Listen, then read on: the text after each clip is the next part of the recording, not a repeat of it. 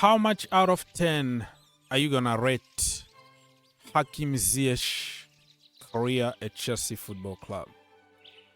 Let me know in the comment section down below. Do you think that he was a failure at Chelsea Football Club? Do you think he had a solid career at Chelsea Football Club? Do you think he was a flop? There are so many people who got different opinions and narratives on social media when it comes to Hakim Ziyech. I still remember this tweet here when we bought him in 2020, and Ajax actually said, "Hey, Chelsea Football Club, you have to believe in his magic and great things will happen to you." And I still remember, if I read the comment, how everybody was happy and how everybody said that we got Robben back for the first time, that Chelsea had a proper winger, left-footed from the right-hand side to cut the ball. And I still remember a lot of compilation videos that we all made to say how amazing Hakim Ziyech is. And it was during the pandemic. He had an injury. Everybody knows about it, a big injury. And then he was out for a long period of time. And we bought him like in February. But listen, man, I'm so happy with Hakim Ziyech, right?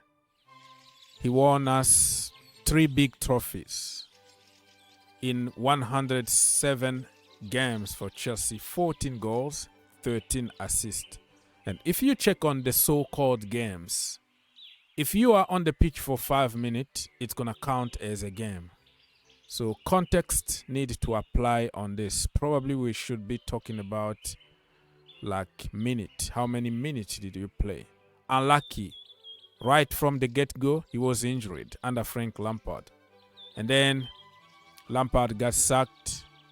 Thomas Tuchel came and he had his own system and had his own ideas about football. But every time he was on the pitch, he did what he could. And many people have been making a lot of stories about his body language. He doesn't want to be there and all that. Listen, man, those are narratives. No player on the planet will love to sit on the bench. And Hakim Ziyech's body language is just natural. I think people try to exaggerate a little bit about Hakim Ziyech. Look at his body language. He doesn't want to be there and all that. But some people are just born that way. People like Ozil. They don't smile often. They are just cold. But it doesn't mean that he didn't want to join Chelsea. It's just the circumstances, a lot of injuries, lack of opportunities, even when he was fit, just waiting for somebody to play him, first of all, from his natural position in the right system, and he's going to deliver. But never happened to him. So good luck in Turkey.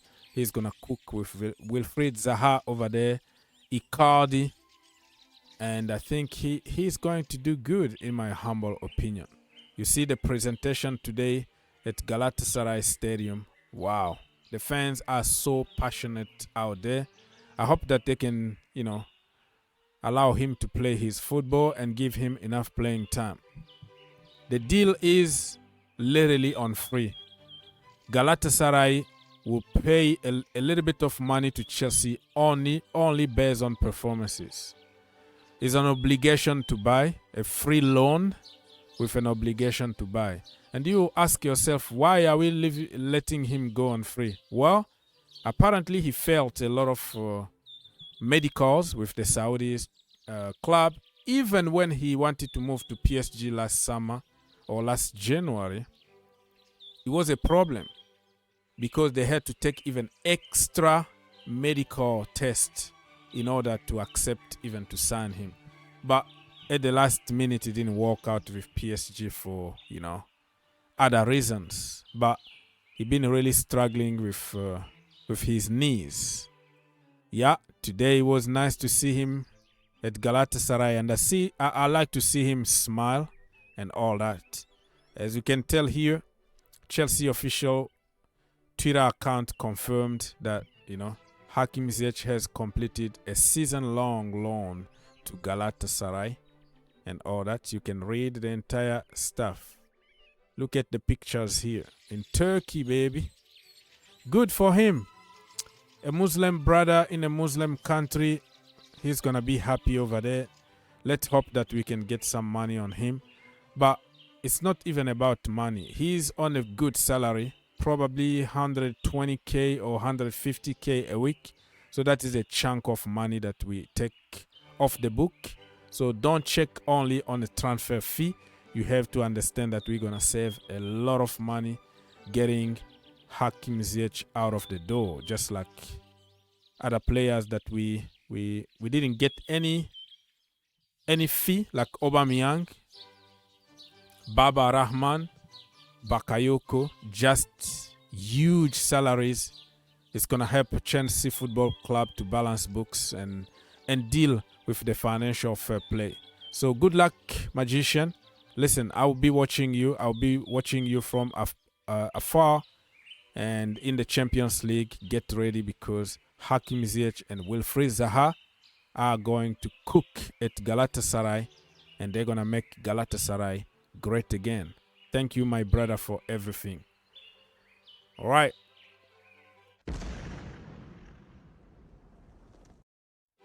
Let's now move on for the never-ending debate about Romelu Lukaku. So one guy out of the door, but we're still stuck with another 350k a week problem here in Lukaku. West Ham have asked Chelsea for information on Romelu Lukaku. Do you really think that he's going to accept to go to West Ham? Unless if there is no options out there. So West Ham, Lukaku to West Ham. Well, he can go there and play Europa League. They are in Europe. Chelsea are not. Okay, so Chelsea remain confident of selling Lukaku, and West Ham have asked information. Wow. This brother is going to end up in Saudi because nobody wants him in Europe. No Inter, no Juventus, no Chelsea, no Manchester United. He's been linked with Tottenham Hotspurs, and now it's West Ham. At some point, it was like Aston Villa too. So, depend on what you want to believe, but let's get rid of Lukaku at any cost so we can start building.